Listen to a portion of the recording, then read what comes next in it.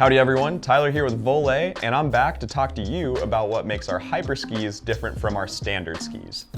But before we get into what makes them different, let's first run over what is the same about the two.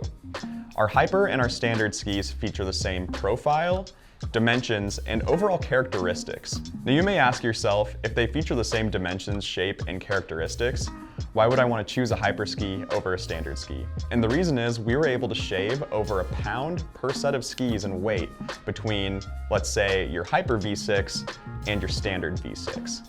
In order to save weight, we swapped the aspen wood core in our standard series skis with a paulownia wood core that we use in all of our hyper skis.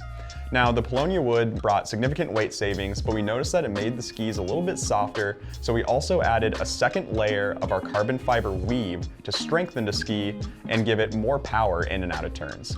This second layer of carbon adds strength and stiffness to our hyper skis, but takes away a little bit of the dampening. So that's the difference in feel when going downhill that you'll notice between a standard Voile ski and a hyper Voile ski.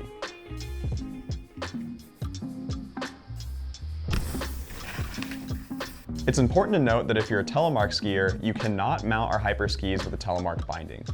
The reason being is that our paulownia wood core used in our hyper series skis cannot support the different stresses that a tele binding inflicts on a ski.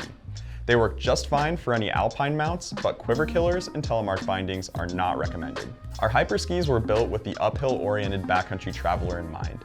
So we found that a lot of people who get along well with these skis are those who prioritize lightweight gear, or maybe they're out chasing objectives in big traverses. Perhaps they just like to get a few extra laps in when they're out touring on any given day, or they just like having light skis stuck to their feet and still want some solid downhill performance. It's not uncommon for folks to use these hyper skis as their daily driver because of their ability to handle variable conditions. One of the best things about our hyper skis is that they perform almost identical to our standard skis in powder and corn. So if that's what you're chasing and that's what you go into the backcountry for, I think you'll get along great with these hyper skis and you'll have enough energy at the end of the day to go back for lap 2 or 3. Thanks for tuning in, folks, and we hope to see you out on the skin track on your Voile Hyper Series skis.